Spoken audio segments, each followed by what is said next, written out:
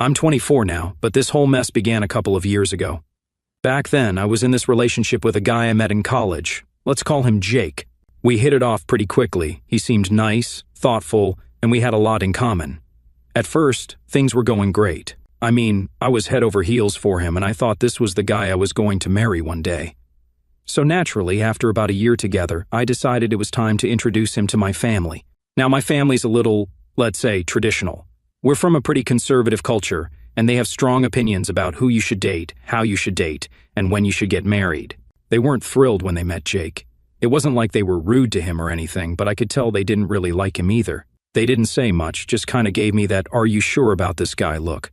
I brushed it off thinking they'd come around eventually, but here's the thing. While my parents were lukewarm about him, my sisters seemed to love him. Grace, who's 22, and Emma, who's only 11, got along with him great. That made me happy, because family approval matters, even if it's just my sisters. Grace especially seemed to really enjoy his company, and we even joked that she was stealing my boyfriend. Emma adored him too, but she's just a kid, so it didn't feel weird. Jake and I didn't live together, because in my culture that's a huge no-no unless you're married. So we worked in different cities and would meet up when we could.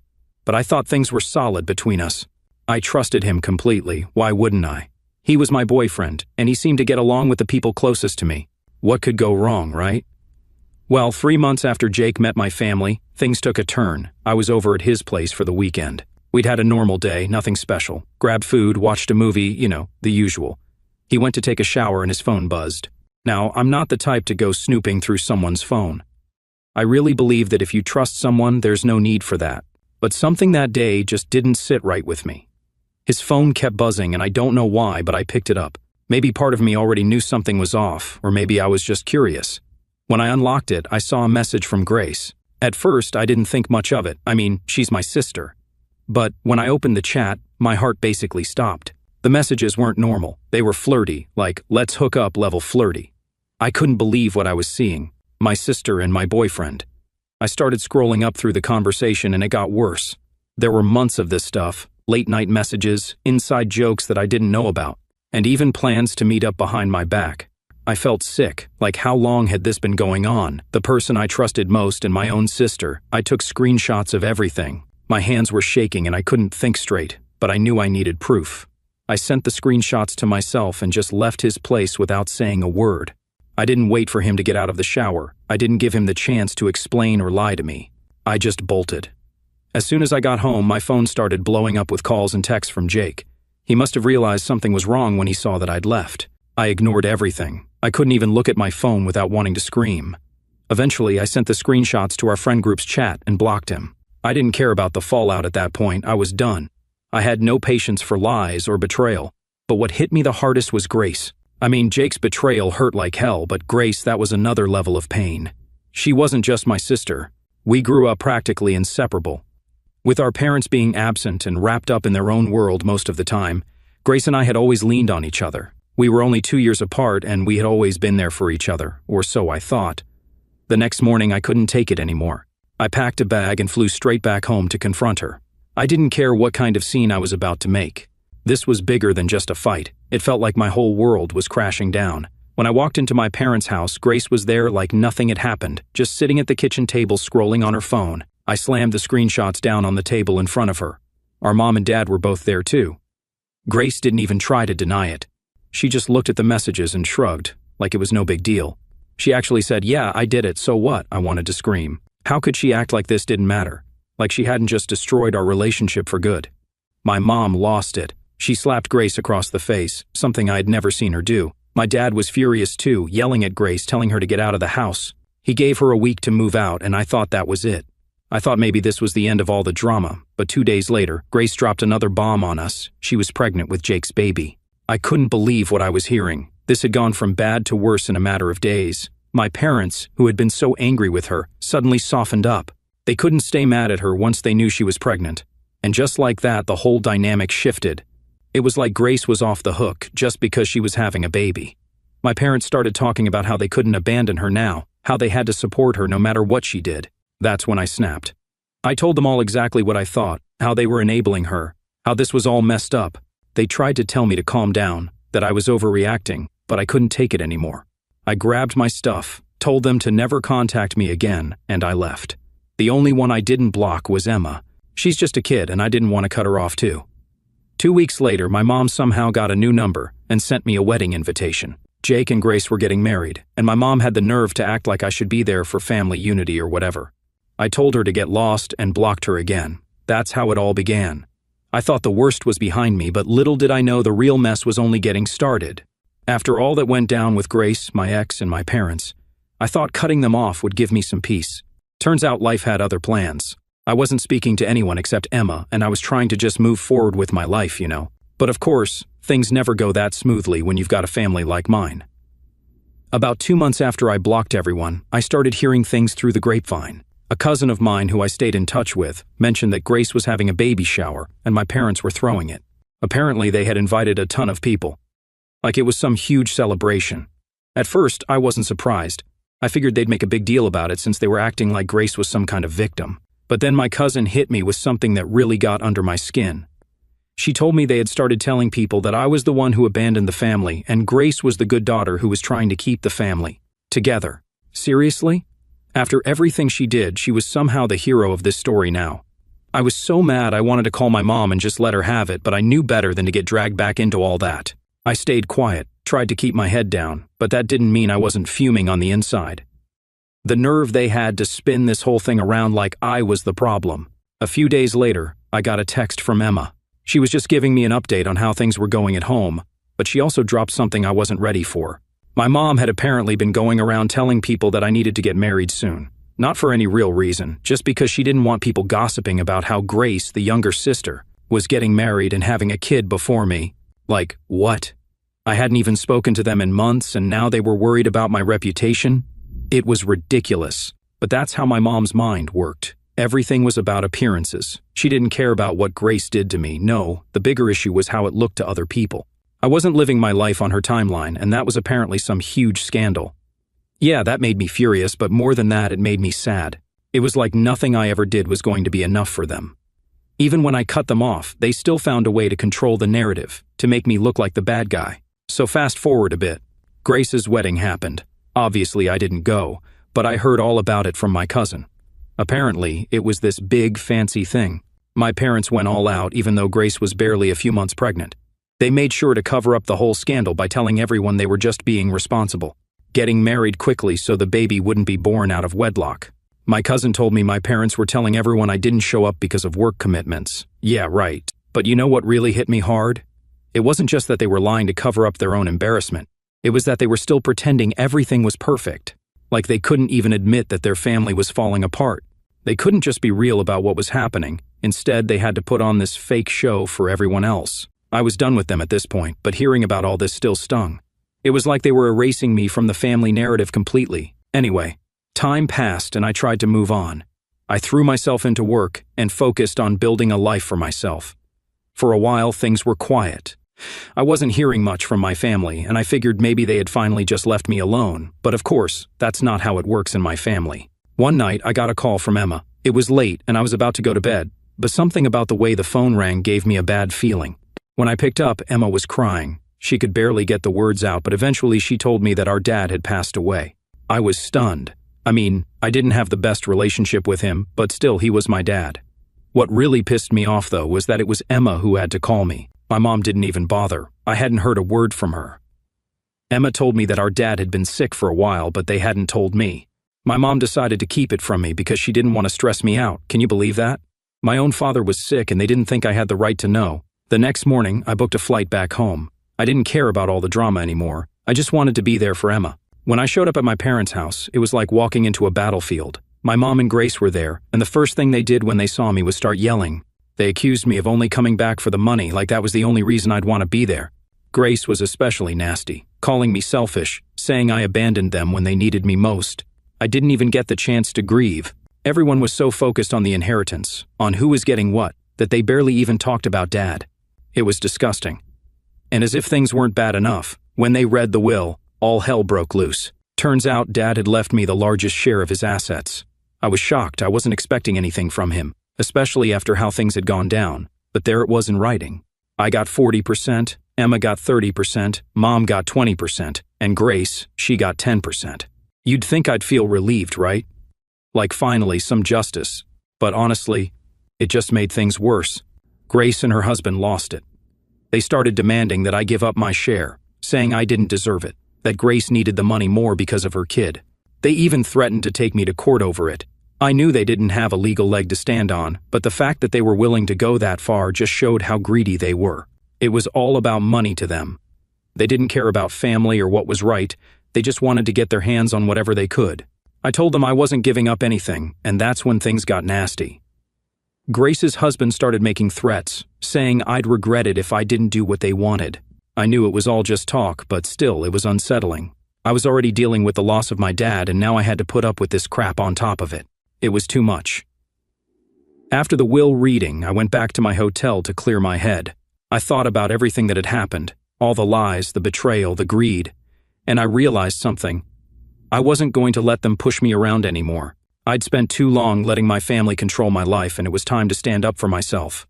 Update 1, so after the whole inheritance blow-up, I thought things couldn't possibly get worse. I mean, they already accused me of coming back just for the money, and Grace and her husband were trying to bully me into giving up my share, but I wasn't going to budge. I knew I had the legal right to what my dad left me, and honestly, after everything they put me through, there was no way I was giving in. Anyway, a couple of days after the will reading, I got a message from my lawyer. We had a meeting scheduled to go over some more details about the estate, and honestly, I just wanted to get it over with. I was tired of all the drama and just wanted to settle everything so I could go back to my life. But when I got to the lawyer's office, he hit me with something I wasn't expecting. Turns out my dad had written me a letter before he passed away. The lawyer handed it to me and said that my dad had asked him to give it to me when the time was right. I sat there for a minute just staring at the envelope, not sure if I even wanted to open it. I had so many mixed feelings about my dad. Like, yeah, he left me the largest share in the will, but he also never really stood up for me when all the crap with Grace went down. I was angry with him, but at the same time I missed him. It's hard to explain. So I finally opened the letter. It wasn't long, just a couple of paragraphs, but what he said kind of hit me. He apologized for not being there for me when I needed him. He said he knew he should have done more, but he felt trapped by the situation with my mom and Grace. He admitted he had regrets, especially about how things ended between us. Reading that, I didn't know whether to cry or be angry. Part of me felt a little bit of closure, but another part of me was just pissed that he didn't say any of this while he was alive.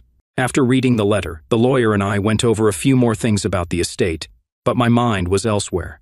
I couldn't stop thinking about how different things might have been if my dad had just spoken up sooner, if he had stood up for me instead of staying silent. Maybe we wouldn't be in this mess right now, but it was too late for all that, and there was nothing I could do to change the past. On my way back to the hotel, I got a call from Emma.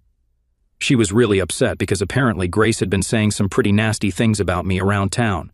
She was telling people that I was trying to steal the inheritance and that I was turning the family against her. I wasn't surprised, honestly. Grace always knew how to play the victim and make herself look like the innocent one, but it still hurt to hear that she was spreading lies about me. When I got back to the hotel, I decided to take a break from all the drama and spend some time with Emma. I picked her up and we went out for dinner.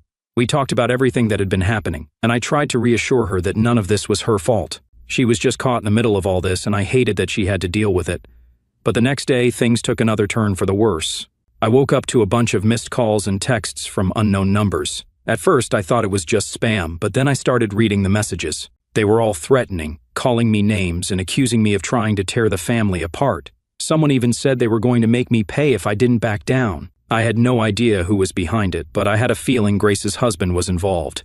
He had already threatened me once, and I wouldn't put it past him to try something like this. I forwarded everything to my lawyer just in case things escalated, but honestly, it was starting to get really scary. It's one thing to deal with family drama, but when people start making threats, it's a whole other level. Later that afternoon, I went to my car only to find that someone had slashed my tires, all 4 of them. I was completely freaked out at this point. I mean, who does that? I knew Grace and her husband were angry, but this felt way too extreme. It was like they were willing to go to any lengths to get what they wanted. I called the police and filed a report, but I didn't have much hope that they'd catch whoever did it. Still, I wasn't going to let them intimidate me. I was already dealing with enough, and the last thing I needed was to be scared every time I walked out the door.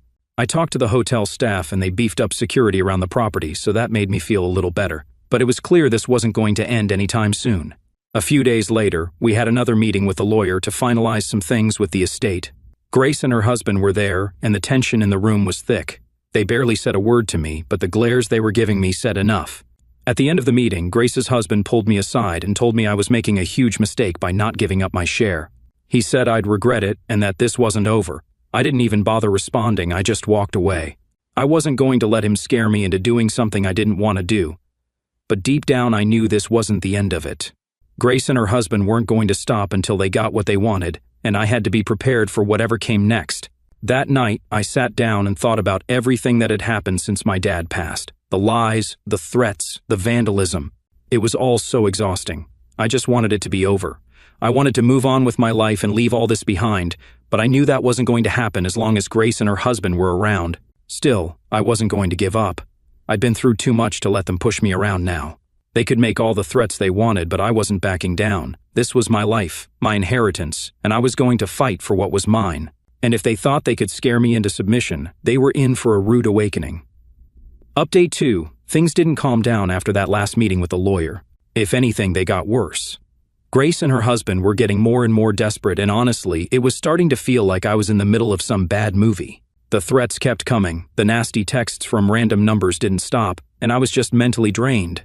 One night, about a week after the tire slashing incident, I was heading back to the hotel after dinner with Emma. She had been staying over with me for a few days, which was honestly a relief. It was nice to have someone on my side in all this mess. We were walking through the lobby when I noticed this guy just standing there watching us. At first I thought maybe he was just some random person waiting for someone, but when we passed by, he followed us. I tried not to freak out, but the whole situation had me on edge already.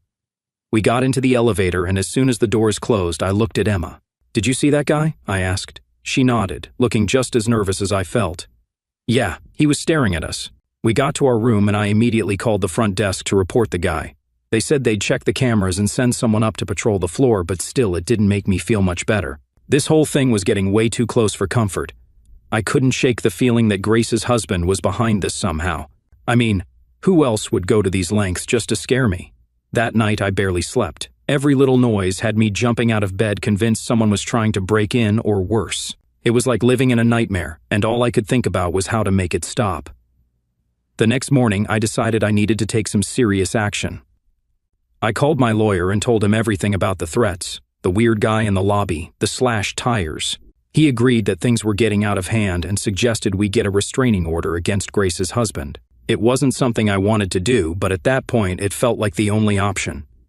We filed the paperwork the next day, and I tried to keep my head down while we waited for the court date. But of course, Grace and her husband didn't take the news well.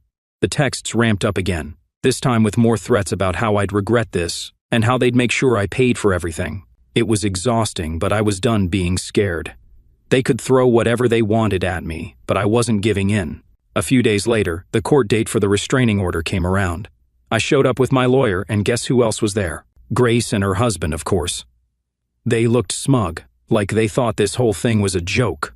I avoided eye contact with them, focusing on what my lawyer was saying, but I could feel their eyes on me the whole time. When the judge called us up, Grace's husband tried to act like I was the one causing all the drama. He said I was exaggerating everything, that I was just bitter about the inheritance and trying to make his life hell. I couldn't believe what I was hearing, like really. He slashes my tires, sends me threats, and somehow I'm the one causing problems? Thankfully, the judge saw through his BS. After hearing both sides, they granted the restraining order, and for the first time in what felt like forever, I felt a small sense of relief. At least now there was something in place to protect me if things got worse. But of course, things didn't magically get better overnight. The threats didn't stop right away, and I still felt like I was constantly looking over my shoulder, but at least now I had the law on my side, and that gave me some peace of mind. A few weeks passed, and I was finally starting to feel like maybe things were settling down. I was still staying in the hotel, but I had started looking for a new apartment where I could feel safer. Emma had gone back home, and I missed her, but we kept in touch constantly. She was still dealing with the fallout from all the family drama, but at least she wasn't stuck in the middle of it as much as I was. Then one morning, I woke up to a message from an unknown number. It wasn't a threat this time, though. It was a link. I hesitated for a second before clicking on it, and what I saw made my stomach drop. Someone had created a whole website dedicated to trashing me.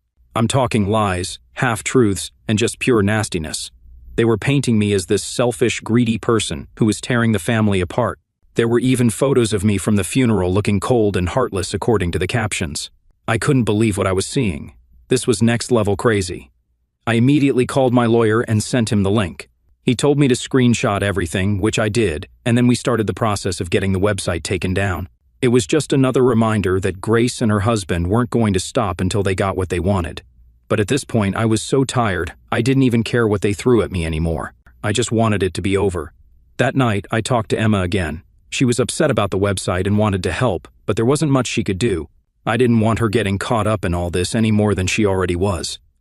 We talked for a while and she told me about how Grace had been acting like nothing was wrong, like she hadn't caused any of this. Typical Grace, always playing the victim. I went to bed that night feeling drained, but at least I had a plan in place.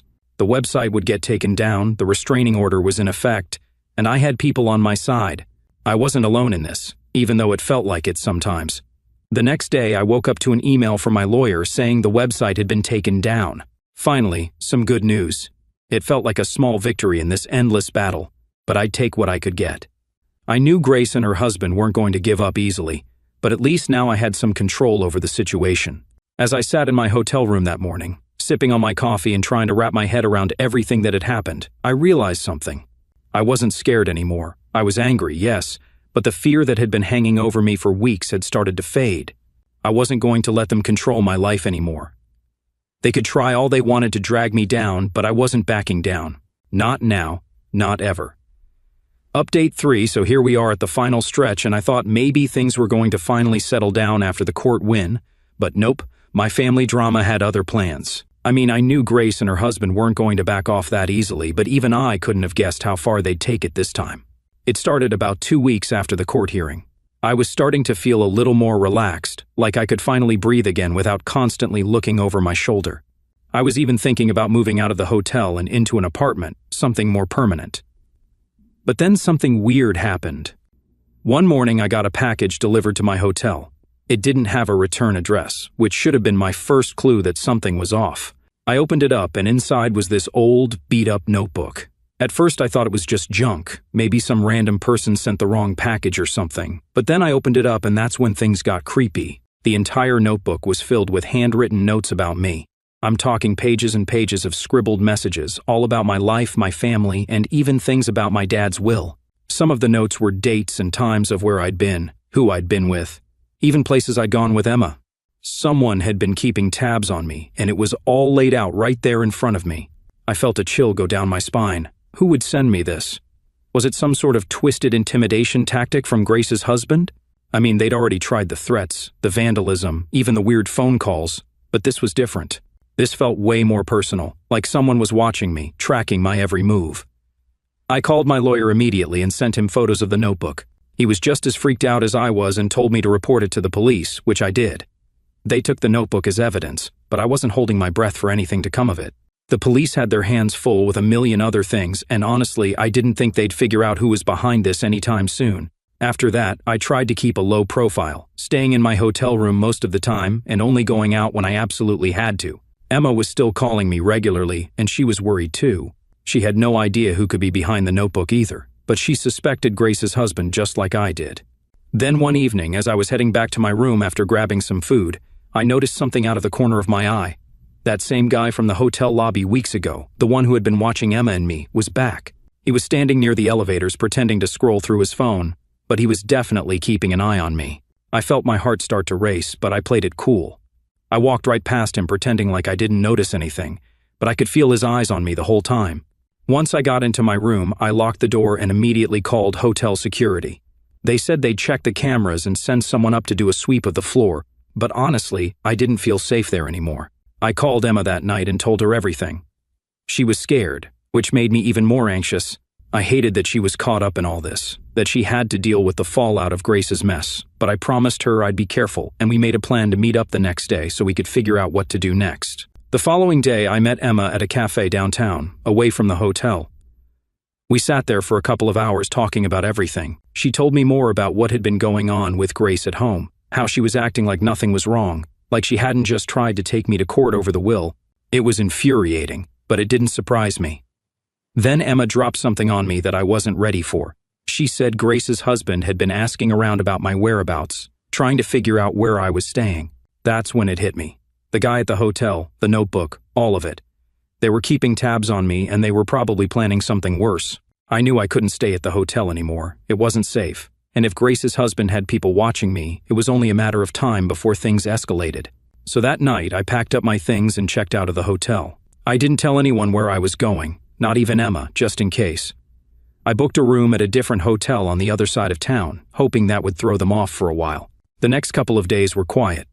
I didn't hear anything from Grace or her husband, and the weird texts and calls seemed to have stopped, but I wasn't letting my guard down.